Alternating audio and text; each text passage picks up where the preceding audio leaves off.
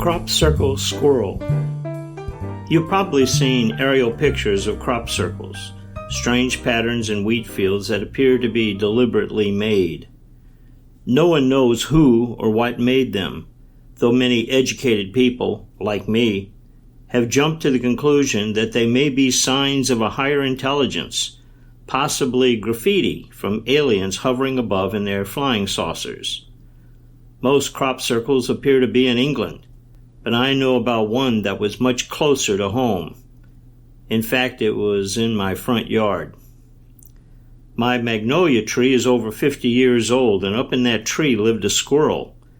From time to time, another squirrel would climb in the tree, and our squirrel might entertain the visitor for a short time, then chase it away.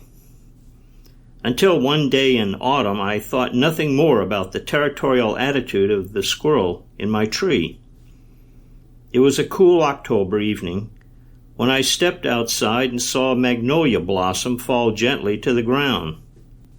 Looking up, I saw the squirrel chewing off the shoot of another blossom in my tree. I'm a tolerant person, so I let the matter pass.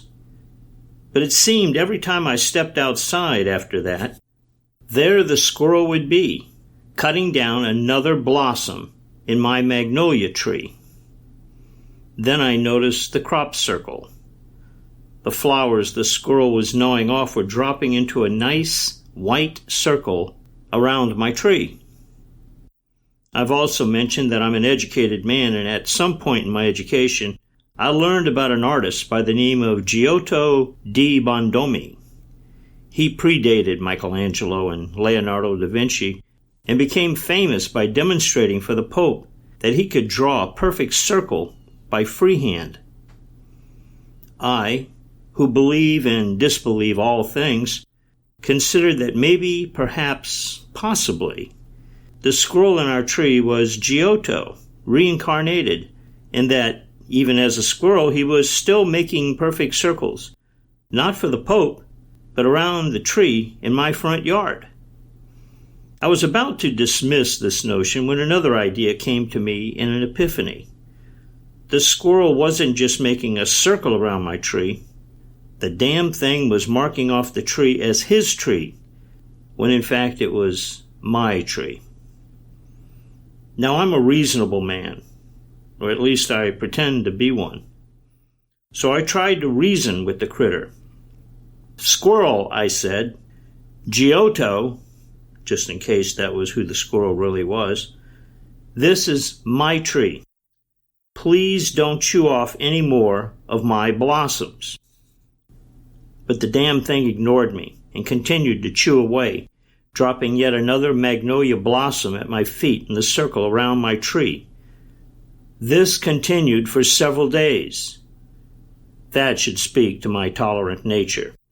I tried to reason with the squirrel, but you can't reason with a squirrel, even a smart squirrel, a Giotto squirrel, because the damn thing will keep doing whatever it wants to do. Over time, I grew more animated. "Don't pretend you don't know what I'm saying, Giotto," I would shout, pointing up at the squirrel in my tree. This seemed to amuse drivers as they passed by in their cars, but that didn't stop me. "You're just putting on this act to make me look foolish in front of everybody, but you know and I know what's really going on here." Anyway, about a week later, my wife was out there when I started arguing with the squirrel again. She stopped raking the leaves and said I was being silly. "Don't be silly," she said with a laugh, and she went back in the house. That made me angry. So I followed her inside and explained the whole thing to her right in front of the refrigerator. But it was as if she wasn't even listening to me. For after I'd finished, she said I had never bothered about the magnolia blossoms falling down until I saw the squirrel gnawing on them.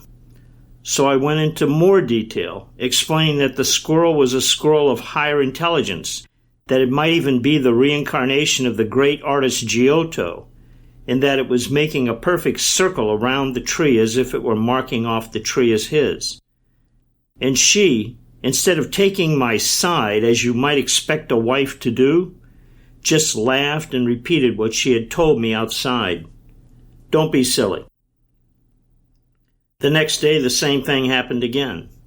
My wife was outside, raking the leaves, and when I stepped out, there was that damn Giotto squirrel sawing down another magnolia flower with his teeth.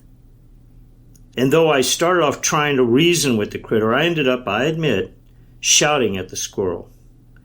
And when it continued ignoring me, I scooped up a handful of gravel to pelt the damn thing up there in the tree. Don't make a fool out of yourself, my wife shouted to me. A fool? The day before, she said I was being silly. Now she was calling me a fool. With rake in hand, she came over to me and said, "The squirrel's not making the circle around the tree. I am.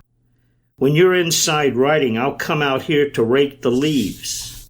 And if I don't want to pick them up, I just rake them in a circle around the tree." That's the story about the crop circle in my front yard. Though I must admit, I don't think my wife was telling me the truth. I think she felt embarrassed because her husband was arguing with a squirrel up in the tree in the front yard where all our neighbors could see. So I think she lied to end the whole thing. She won't admit it to me, but I think she took the fall for the squirrel. You've been listening to the Bayou Picayune podcast. For more information and additional content, go to davidpearson.net or pick up my books, And Lead Us Not and Bayou Da Vinci, on Amazon or any other major online retailer. If you like what you hear on the podcast, please subscribe and give me a review. Thanks for listening.